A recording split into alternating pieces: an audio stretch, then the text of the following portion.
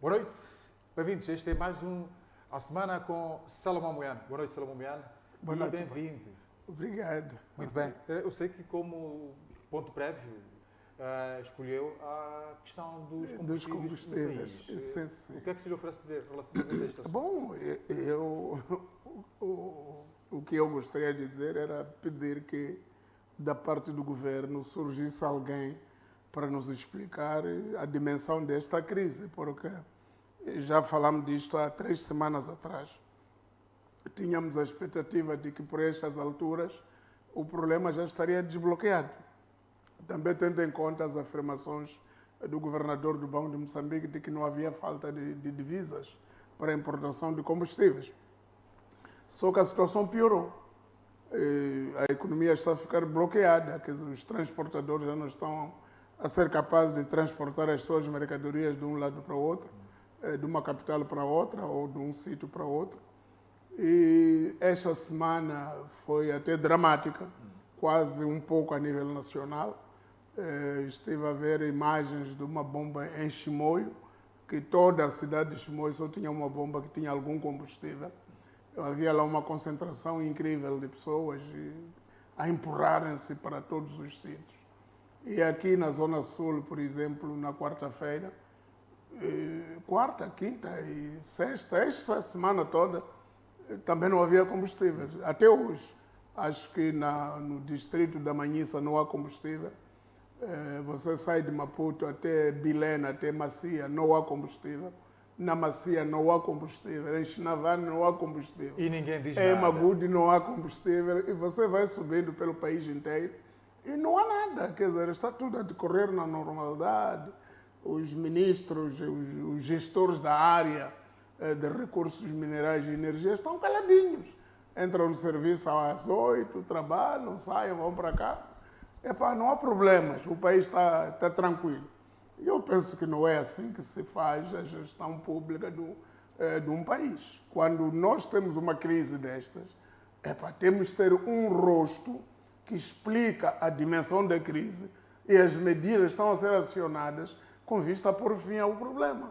Quer dizer, criar uma incerteza na gestão de uma economia desta maneira é muito grave. A questão da comunicação. Eu acho sendo um grande calcanhar de Aquiles. que o governo, através do Ministério dos Recursos Minerais, devia nos explicar com clareza qual é a dimensão do problema e por quanto tempo viveremos assim, para sabermos planificar as nossas atividades. E para os empresários que transportam bens de um ponto para o outro, também terem a dimensão do problema e saber a própria indústria, racionalizar. a própria agricultura. Exatamente. Sim. Portanto, estamos a paralisar o país pela via de fornecimento de combustíveis. Quando houve esta crise, agora mesmo, Sim. eu lembro-me que nós não tínhamos isso há quase 30 anos. Eu lembro-me que a última vez que houve uma grande crise do combustível no país, que até tivemos que usar senhas, foi quando o senhor primeiro-ministro era o Mário Machum, antes de 1994. Ele cessou o consulado dele em 1994. Portanto, naquele período, entre 1986 até 94, tivemos umas rupturas de combustível na altura. E eram momentos difíceis. Havia uma guerra em todo o país. Não é esta guerra que está localizada apenas em Cabo Delgado. Tínhamos um problema grave, a economia estava de rastros, tínhamos muitos problemas, mas só uma... Caminhamos para uma situação idêntica. Exato, mas estamos aqui admirados, porque os discursos que estamos a ouvir são otimistas. Todas as pessoas estão a dizer que estamos no bom caminho, mas quando nós queremos entrar no caminho não temos combustível. Muitíssimo obrigado, Salomão Moiano, por este introito, este ponto prévio A Semana com Salomão Moiano. Em termos de temas, elegeu 3. A novela eleitoral na CTA. O que é que se passa com os patrões deste país? Bom, eu não sei se são realmente patrões, mas eu até às vezes exagero porque eu confundo. Boas pessoas estão na CTA com aqueles que são mais visíveis, que alguns não são muito bons. E confundo pessoas honestas que têm empresas e que estão na CTA com os lobistas que estão lá que não têm nenhuma empresa. Qual é a questão de fundo, afinal, na A CTA? questão de fundo, eu penso que é o atual Conselho Diretivo querer impor o sucessor do senhor Agostinho Vuma. Ou seja, o próprio Agostinho Vuma querer impor alguém que lhe seja sucessor e não permitir alternativas democráticas que possam haver lá dentro. Vejam lá que é um problema sério. Eles andaram, por exemplo, a pessoa, o inimigo principal do Agostinho Vuma, aquela pessoa que o Agostinho Vuma tem mais medo, chama-se Álvaro Massim. É estranho que no passado eram amigos, até um era adjunto do outro, era vice do outro, mas não sei onde é que se desentenderam. Aliás, quando o Vuma esteve em possibilidade de dirigir a CTA, o Massim esteve... Exatamente, e se calhar dirigiu tão bem que o Vuma pensa que pode ser rapidamente esquecido. Agora, o que acontece? Acontece que no âmbito dessas disputas de convocação da Assembleia Geral Eletiva, que devia ter havido, quando muito, até dezembro do ano passado, porque o mandato deste grupo que está na CTA findou a 17 de dezembro. Portanto, estão fora do prazo. E houve um procedimento judicial que acabou marcando até dia 8 de maio a data limite para a realização da Assembleia Geral. Depois houve uma nova E reconvocatória. depois, essa decisão judicial de 31 de março determinava que este atual Conselho Diretivo não podia tomar decisões estruturantes dali para frente. Devia fazer a gestão corrente dos assuntos correntes até o dia, e também não devia impedir qualquer lista de se candidatar desde que cumprisse o que está plasmado nos estatutos. Ter cotas em dias, ter tudo em dia. Só que depois, a 21 de abril, portanto, depois da decisão de março, surge um processo disciplinar contra a Câmara de Comércio, encabeçada por Álvaro Massim. E eles suspendem até a Câmara de Comércio na sequência do tal processo disciplinar. E dizem que está em possibilidade de concorrer às eleições por um período de 12 meses. Foi banido. Está banido por 12 meses. Só que não feliz com a decisão, a Câmara de Comércio foi ao tribunal e o tribunal diz que não. Aquela decisão da CTA fica suspensa porque não corre consenso. Nem devia ter sido tomado, uma vez que foi instruído um processo disciplinar numa altura em que já tinham sido admoestados pelo tribunal para não tomar nenhuma decisão estruturante na instituição. Ou seja, são os fora da lei. O que me admira a mim é esse esforço titânico de querer impor pessoas numa agremiação coletiva. Quer dizer, a associação é de todos, as pessoas que têm a legitimidade de concorrer são aqueles membros da própria associação. Agora, num período em que você já não tem mandato, ainda suspende colegas, ainda suspende associações por motivos fúteis, porque esses motivos não estão provados. Pelo menos em sede do tribunal não foi provado. Portanto, eu penso que deve haver... Agora, acho que foi antes de ontem, aconteceu uma coisa interessante também, em que se chamou os conselheiros para ajudar a colocar as partes desavindas em harmonia. Antigos presidentes. Eu acho que isso não é necessário. O que é necessário é conformarem-se com a lei. Conformar-se com a lei, deixar as associações legitimamente inscritas participar do processo eleitoral. E a comissão eleitoral, que parece muito parcial também, vi nas imagens ao longo desses últimos 2 dias, que o grupo da Câmara de Comércio esteve acampado na sequência da decisão da última providência cautelar, esteve acampado nas instalações da CTA e a Comissão Eleitoral estava ausente. Portanto, a Comissão Eleitoral claramente recebe instruções da direção atual para não receber a candidatura da Câmara de Comércio. Mas a Câmara de Comércio está respaldada na decisão judicial para concorrer. Portanto, eu penso que isto pode culminar com detenções por desobediência às ordens do tribunal. As ordens do tribunal são de cumprimento obrigatório para todos e são superiores em relação a um mero processo disciplinar.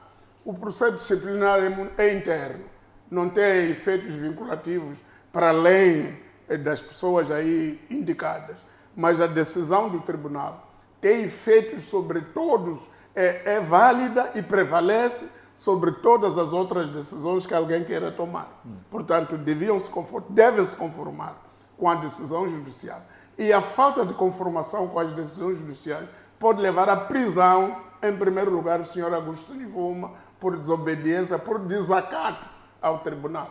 Então, eu penso que o Vuma corre sérios riscos de ser preso exatamente por desobedecer às decisões do tribunal. Está Ele muito não seguro, está habilitado. parece uma pessoa muito segura. Não pode ser seguro em relação às decisões judiciais.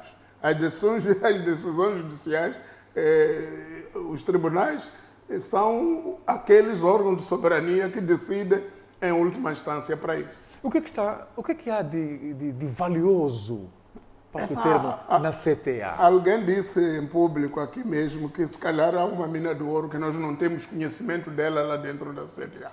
E faz com que todos corram para lá.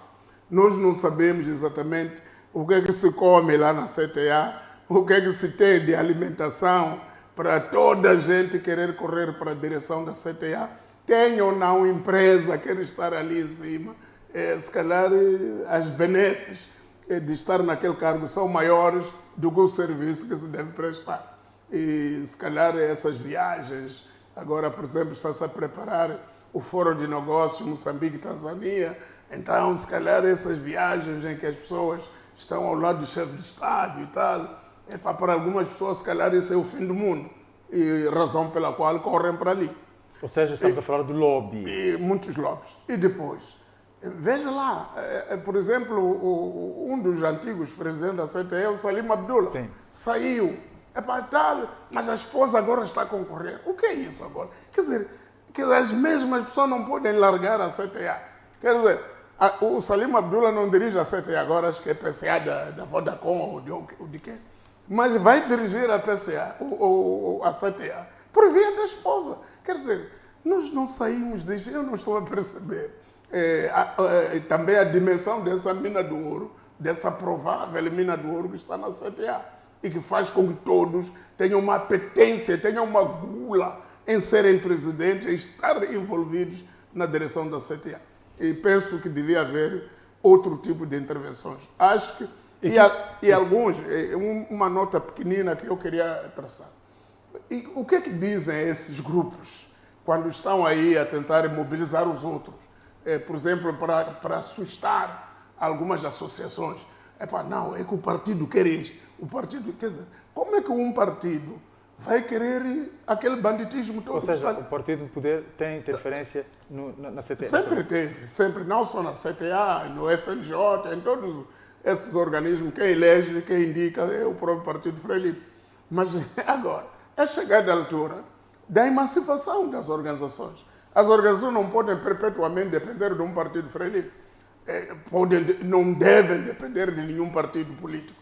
Devem ser livres de escolher, dentro da sua classe, as pessoas mais indicadas. Não me venham... E quando falam com essas associações, se calhar as menos avisadas, porque ontem estivemos com membros da comissão política, não é assim, o partido quer o fulano. É mentira, isso é mentira. Fala-se sempre do partido para legitimar falcatruas, banditismo e gangsterismo de certas pessoas há muitos anos neste país. Portanto, eu às vezes, quando alguém me diz é porque o partido, eu digo, chama lá o partido, quero ouvir. O partido nunca aparece. O partido é ele. Quando diz que o partido não quer assim, quer assim. Eu já ouvi isso muitas vezes, em muitas situações. E um dia alguém teve a me dizer, o partido, eu, mas qual partido? Nós estamos a trabalhar com vários partidos. O partido... essa é a maneira fácil que os preguiçosos, os medíocres encontraram neste país de ascender a cargos incríveis. Quer dizer, mentir em nome do partido. Mentir em nome de alguém.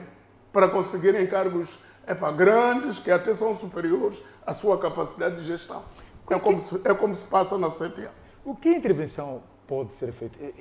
Já não é de hoje. esta clivagem que acontece na CTA, que o Estado, as instituições, o Poder Judicial, pode fazer uma outra intervenção, para além desta que tem feito, por exemplo, para permitir que o candidato possa participar? Alguma outra intervenção, no sentido, por exemplo, de esta organização ter de ser fechada, as portas fecharem, até que se resolvam os problemas dela, sendo uma organização privada?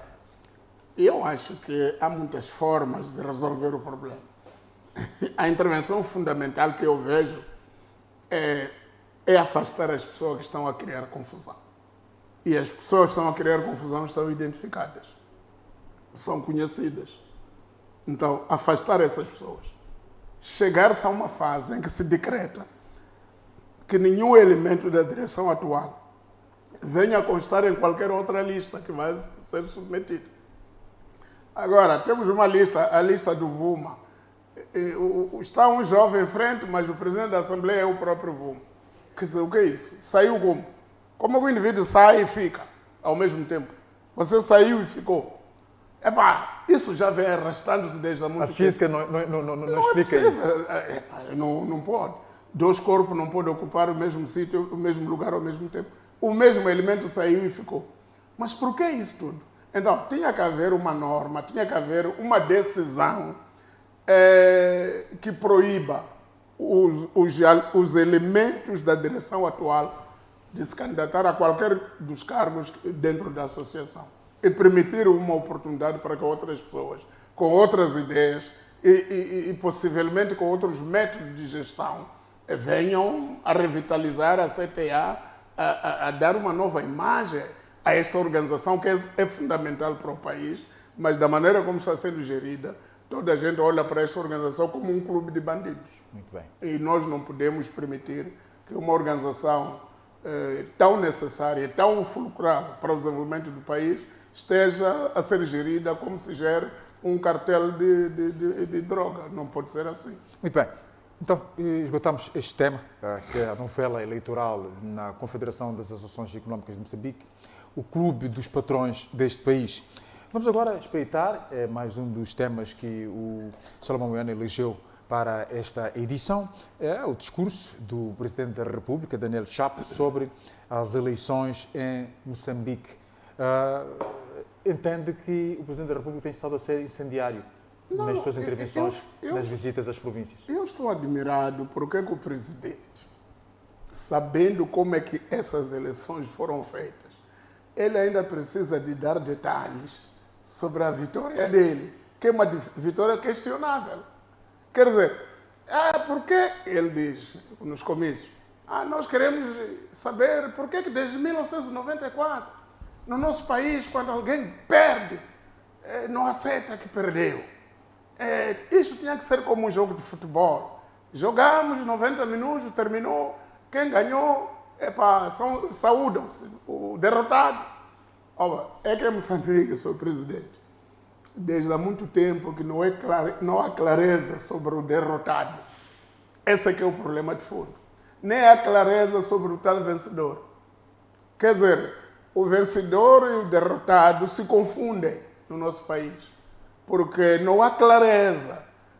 A nossa legislação e a atuação dos órgãos criados para isso não cria clareza para se saber, para o próprio vencedor ter a certeza de que venceu e o próprio derrotado ter a certeza de que foi derrotado. Não há essa clareza. Há sempre uma zona de penumbra. Não é uma, é tudo penumbra. Deve haver uma pequena zona de luz, o resto é penumbra. Agora, o que é que deve haver? Sr. Presidente, o meu conselho é que abandone essas coisas. Não anda a dar pormenores do processo eleitoral, porque o processo eleitoral foi eivado de vícios, irregularidades e crimes lá dentro e que culminaram com a vitória do seu presidente.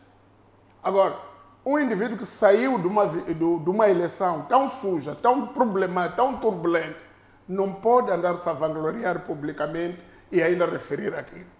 Nós partimos do princípio de que o Presidente da República chama-se Daniel Francisco Chapo, independentemente de como chegou lá. E ele não precisa de nos lembrar como é que chegou lá. Dizer que tivemos uma vitória retumbante, os perdedores, não pode falar isso. essa linguagem pode atiçar ânimos, pode provocar feridas que estavam quase a sarar. Não é papel do presidente falar tecnicamente de um processo eleitoral em que ele esteve a participar como candidato.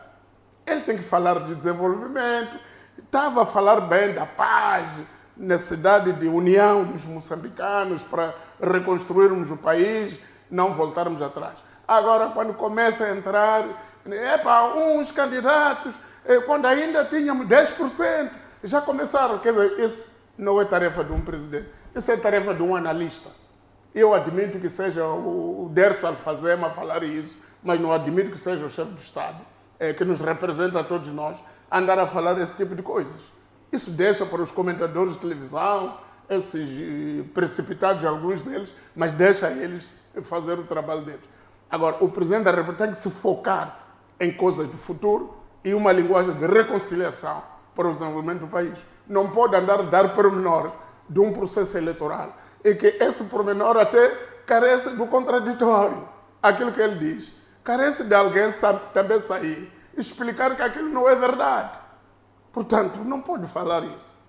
Isso pode falar, se calhar, no estrangeiro, explicar às pessoas lá fora quando está sozinho. Mas aqui dentro, para o povo moçambicano, que participou desse processo que ele está a falar, e as pessoas sabem como é que esse processo foi feito, não fica bem o presidente andar a fazer um revisionismo do processo eleitoral tendencioso, um revisionismo tendencioso em que ele aparece como o grande vencedor. Não é ele o grande vencedor, não foi ele. Está a faltar assessoria? Está a faltar não, se calhar é a ideia dele que acha que é assim que tem que fazer a política, mas eu acho que o presidente tem muitos desafios como chefe do Estado para resolver, esquecer o processo eleitoral. Até devia apelar às pessoas para esquecer o que aconteceu no processo eleitoral e olhar para o país. E é possível esquecer o que aconteceu no processo eleitoral? É possível, pelo menos, as pessoas não andarem a gritar ainda sobre as eleições.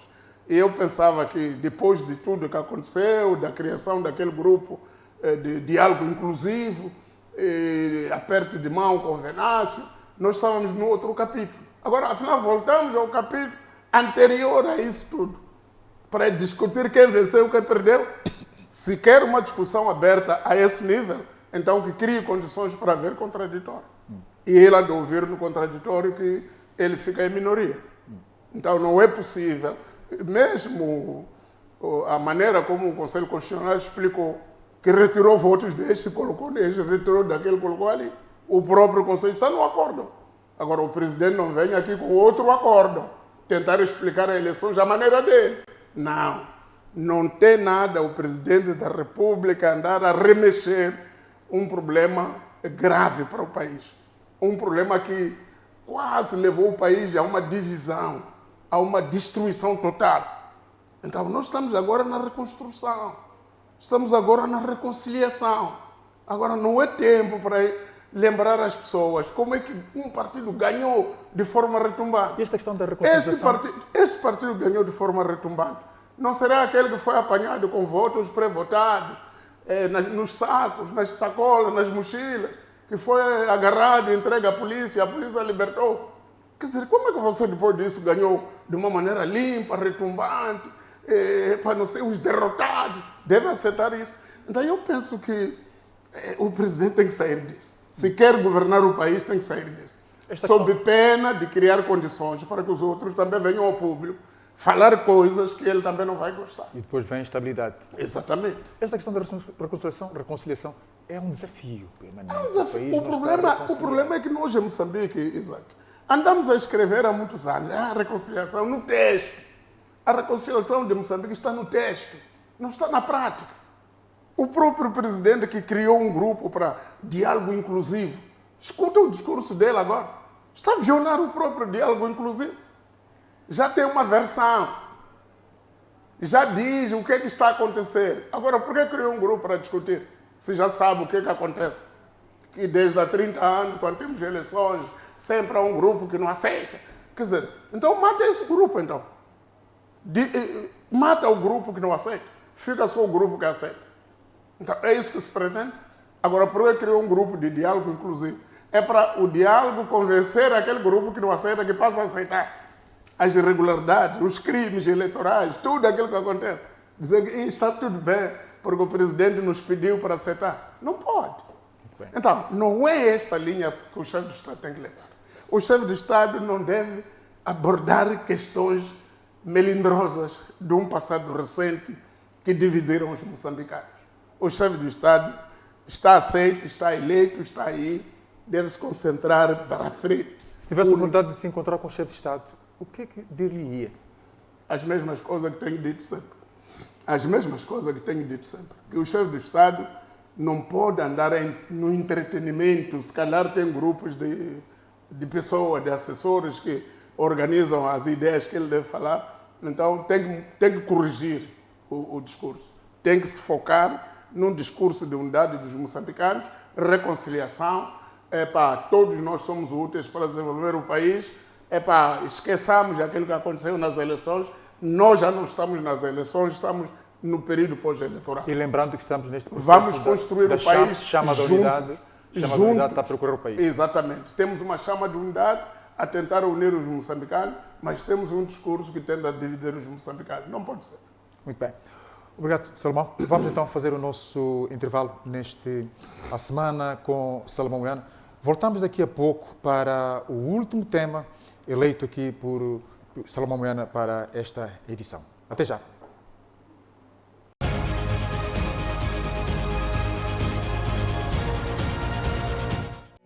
Na TV Cabo, todos os pormenores importam, porque a sua empresa importa. Importa a conectividade em fibra óptica. Importa a segurança de dados. Importa armazenamento na cloud.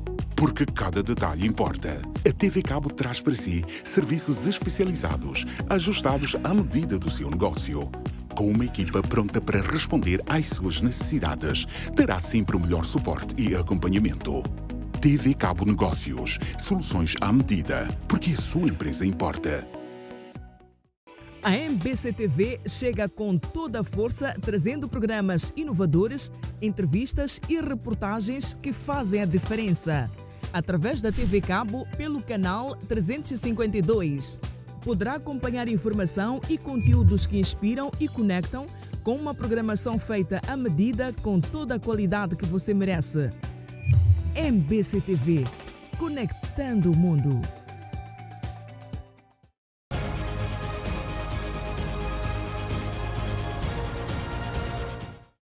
De volta então para a segunda parte A Semana com Salomão Moiana. Já sabe, todos os domingos, neste horário, estamos para olhar ao país feito pelo decano do jornalismo moçambicano, Salomão Moiana. Para esta edição, Salomão escolheu também como tema a aprovação da ENDE, este documento que vai conduzir o país de 2025 a 2044, assim como o próprio plano quinquenal do governo. Exato. Eu até, essa coisa de ENDE, eu tinha dito na edição anterior, que é uma grande inutilidade. Primeiro, Estratégia Nacional de Desenvolvimento Econômico 2025-2044, o governo discutiu com quem? Quer dizer, então, deviam dizer visão do governo sobre o desenvolvimento do país 2025-2044. Ou seja, sugere que devia ter acontecido uma auscultação pública, pelo menos. Não pode você criar uma estratégia no gabinete, uma estratégia nacional de desenvolvimento até 2044. Você sentado aqui no gabinete em 2025, aqui nesta sala, nós os dois, ou chamar mais alguém, desenharmos uma estratégia de Moçambique, isso é uma perda de tempo. Primeiro, é uma projeção do governo. Tinha que ficar claro que isto é a visão do governo, não é estratégia nacional. Estratégia nacional tem que ser discutido nacionalmente. Primeiro, por todos, haver contributos de todos e haver a indicação dos elementos obstaculizadores do desenvolvimento de Moçambique. As coisas que dificultam o país para andar. E essas coisas, algumas, transcendem a visão do governo. Então, eu acho que é um documento bem escrito e tal, aprovado, e a Assembleia aprova quase tudo, mas ninguém vai se cingir a isso. O próprio governo, o que vai cumprir é o plano quinquenal. E depois, se o mesmo governo voltar, o mesmo presidente, em 2030 voltar, vai apresentar um plano, um PQG, um plano quinquenal para o desenvolvimento do país, de 2030 a 2034. É o que vai fazer. E não essa coisa. E depois, quando cessar esse segundo mandato, caso exista, o governo cessar esse mandato, o outro governo não está vinculado a esta estratégia nacional. Vai rasgar por completo a estratégia. Até pode não rasgar, é só ignorar. Tal como os outros governos ignoraram as outras estratégias que outros governos fizeram. Então, pegando na experiência dos governos anteriores, para mim é uma perca de tempo andar a pensar em estratégias nacionais de longo prazo, de 20 e tal anos, 2025, 2044. É perder tempo. Isto é, é como quem diz... Não! Agora, se perguntar ao atual governo em que dia terminou o PARPA, o Plano de Ação para a Redução da Pobreza, terminou em que dia? Ninguém sabe. Em que dia terminou o Sustenta, que agora ninguém fala de Sustenta, que era um programa estratégico para a redução disto, eliminação das importações de arroz, O arroz, eu vi um empresário, às vezes estamos a gastar 3 bilhões no ano para a importação do arroz. Agora, onde é que está? Afinal, qual é o balanço do Sustenta? Qual é o balanço do PARPA? Quer dizer, nós já tivemos tantas estratégias... Temos de caçar o antigo ministro Celso Correia e trazê-lo à televisão para nos explicar efetivamente. Mas tivemos a oportunidade de ter o balanço efetivo deste programa. Isso devia ter feito antes de sair. Então, eu penso que nós não podemos embarcar em grandes utopias. Essa é uma utopia. Há utopias com um condão de vir a ser realidades. Mas não vale a pena perdermos tempo com isso. A coisa importante que este Parlamento aprovou agora, na quinta-feira, é o PQG. É o Plano Quinquenal do governo para 2025 até 2029. É uma coisa muito concreta. Tem lá pilares, tem 4 pilares que foram bem explicados. Tem elementos concretos de como é que isto vai ser executado. Então, isso é que conta. E o plano quinquenal é aquele que está ao alcance deste governo. Agora, fazer um plano para os futuros governos, sem ter falado com toda a gente no país, é irrealístico, não é realístico.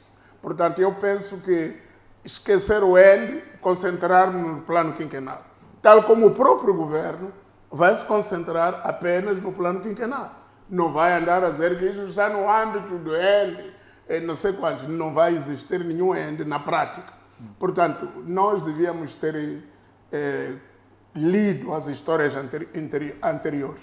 Temos aquilo, o plano de desenvolvimento, o plano 2025, quer dizer, 2020 e 2025. Qual é o balanço disso? Nunca se fazem os balanços. Tem vários cenários lá. Qual é o cenário em que estamos agora?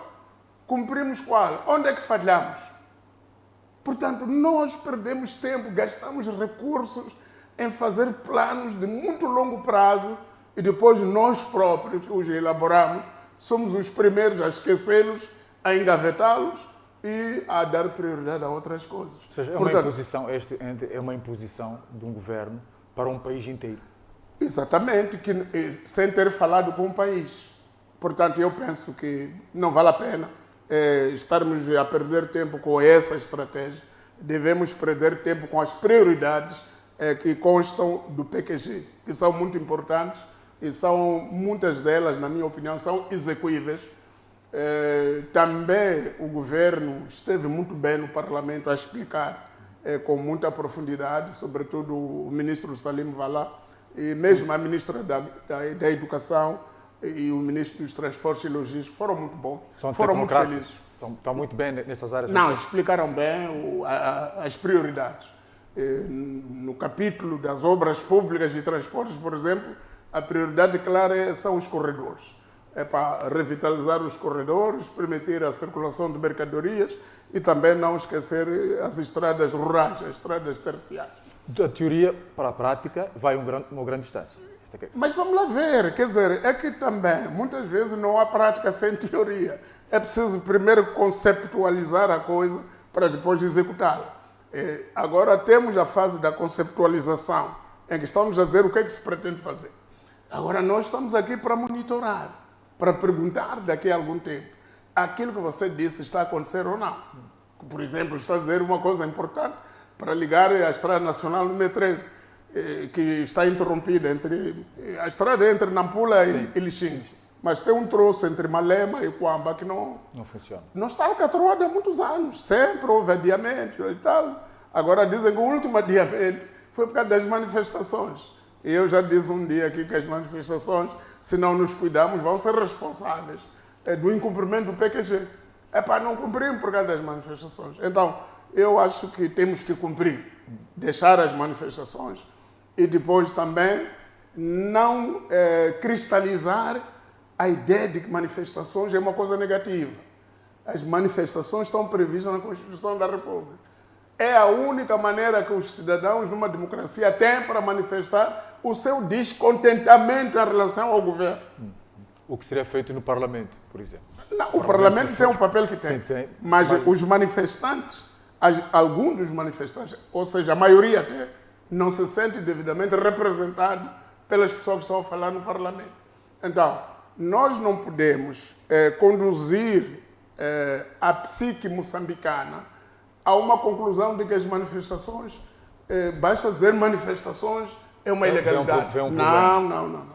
Não é assim. Porque senão também vão educar na polícia, vão dizer à polícia, os miúdos que entram na polícia, manifestantes, fazer isso contra ele. Não. A polícia não pode ser treinado a maltratar os manifestantes. Tem que ser treinado a guarnecer os manifestantes. Então, temos que eliminar isso. E esse vocabulário, o próprio presidente tem alimentado, porque quando fala nos comícios, sempre refere-se às manifestações no sentido negativo. Não é assim. As manifestações vão existir sempre, como uma forma de dizer que algumas franjas da população não estão felizes com o governo. E essas franjas não vão deixar de existir só porque o presidente atual chama-se Daniel Chapo. Falando em planificar e cumprir o governo, havia dizer sobre os 100 dias de governação, trouxe ali números espetaculares, passo o termo. Exato. Vamos a eles. Não, eu acho que algumas coisas foram cumpridas. Aconteceram, aquelas que foram anunciadas no início, aconteceram, as cirurgias tiveram lugar. Sim. E outras Afinal, coisas. era possível fazer Era possível fazer a cirurgia. Então, era bom que o governo voltasse a ter outros 100 dias, de 100 em 100 dias, e nos apresentasse o que vai fazer. Há uma coisa sobre os 100 dias. O governo fez um balanço global a nível do Conselho de Ministros e depois o porta-voz do governo veio explicar. Mas eu gostaria de ouvir que cada ministro, em particular, organizasse uma conferência de imprensa para explicar os 100 dias no seu pelouro. Até para conhecê-los. Exatamente. Os ministros deviam, cada um deles, sair a público explicar o que foram os 100 dias no setor da educação. O que aconteceu no setor da educação? Quais são as coisas que foram feitas, quais são as coisas que não foram feitas? O que eu ouvi da ministra da Educação no Parlamento foi dizer que ainda temos 7.000 e tal escolas que não têm água, que não sai água. Então, quais são aquelas escolas que durante os 100 dias tiveram água? Essas não ouvimos. Então, é preciso dizer coisas e responsabilizar individualmente os ministros e também saber a quantas anda aquilo que o presidente falou no dia 15 de janeiro, de haver uma espécie de um contrato-programa para cada ministro, cada ministério. E que o ministro tem que estar vinculado a um contrato-programa e que o não cumprimento desse contrato-programa tem implicações na continuação ou não do ministro. Das metas. Agora, quando é que os contratos-programa dos ministérios vão ser publicamente anunciados para nós termos formas de acompanhar e monitorar o desempenho desses ministros nessas áreas. Portanto, é preciso que o governo se estruture melhor para nos explicar, senão isso cai naquele saco de promessas vãs, promessas que se fazem, ou promessas eleitoralistas, que depois não têm o segmento necessário. Então, eu penso que nós não podemos permitir, nesta altura em Moçambique, que os governantes venham dizer coisas só para se safarem daquela situação. Como aconteceu, por exemplo, uma vez, um ministro foi ao Parlamento e disse que todos os hospitais gerais e centrais, até o próximo ano, vão ter TAC, aquela máquina TAC. Quando perguntado um ano depois, porque não havia TAC, mesmo aqueles que tinham TAC, quando ele falou, já não tinham avariado. Quando lhe perguntaram, disse que eu não disse. Eu não disse isso, então ainda que estivesse registado. Só que estava tudo registado, colocaram o ministro em xeque-mate. E eu penso que, na altura, no governo moderno, o governo, não tem de haver populismo. Nos governos atuais, não tem de haver populismo. Se houver populismo, deve ser combatido por nós. Nós temos de estar atentos para escrutinar o desempenho dos ministros e não permitir que os ministros só façam declarações. É preciso chamar a atenção sobre esta declaração que o senhor fez no dia tal, a quantas anda isto, e dizer como é que está. Por exemplo, este plano dos 100 dias. Sim. É para reabilitação de 52 quilômetros de estrada. Ok, saiu de onde até onde? Reabilitou aonde? E as evidências? E mostrar. O ministro da área tem que dar uma conferência de imprensa, explicar quais são os troços que foram realmente reabilitados durante esses dias. É para a gente ter a clareza de que o ministro não estava a mentir. Porque nos 100 dias, o governo, quando veio fazer o balanço, falou da infraestrutura desportiva do Banco de Moçambique. Conta também como uma das realizações do governo nos 100 dias. A minha pergunta é por que um Banco Central precisa de um campo, ou precisa das infraestruturas desportivas. O governador disse que sempre que recebem delegações similares, parceiras, para alguma competição, não tem onde competir. Agora tem. Então, é uma boa coisa. Mas antes de resolver isso, tem que resolver problemas concretos. Quer dizer, o país não tem combustíveis, o país não tem liquidez em divisas, e não pode nos distrair com campos de futebol e instalações desportivas. Para mim é um bom patrimônio termos muitas ofertas de campos desportivos, de oportunidades para gerir o desporto de uma maneira boa. E também está aí um debate agora sobre o Estádio Nacional do Zimpeto. As concessões foram feitas, o comércio que foi feito à volta, que beneficiou muita gente, mas não beneficiou o estádio, não beneficiou o futebol. O futebol continua lesado, não pode jogar no estádio, no melhor estádio do país, tem que jogar no Egito, jogar na África do Sul, jogar aonde, mas à volta da infraestrutura. Há muito dinheiro a circular. Os shoprites todos que foram criados ali estão a funcionar, estão a faturar. Portanto, nós temos que ser mais assertivos na gestão da coisa pública. E temos que sempre responsabilizar os responsáveis, responsabilizar os dirigentes. Não permitir que um dirigente só fale para se safar da imprensa. Não. Ele tem que falar coisas que devem ter continuidade, porque as pessoas e a própria comunicação social devem ir atrás dele para lhe perguntar muitas vezes sobre a mesma coisa. Eu até gostei da imprensa no ano passado, quando um jornalista irritou o ministro Mesquita das Obras Públicas, quando perguntou, senhor, o dinheiro então, o senhor disse já há muito tempo que tínhamos 800 milhões para reabilitar a Estrada Nacional, há quantos anos? O ministro ficou zangado, disse que o dinheiro está com o Banco Mundial, quer dizer, já estava zangado. Mas é bom fazer-lhe zangar muitas vezes. É papel da imprensa fazer zangar o ministro, porque aquele dinheiro não é da casa dele, não é dele, é dinheiro público, vai ser pago pelos impostos dos contribuintes moçambicanos. Então, os ministros têm que ter essa noção. E se não tem, nós devemos ajudar a ter a noção de que eles estão a gerir uma coisa pública.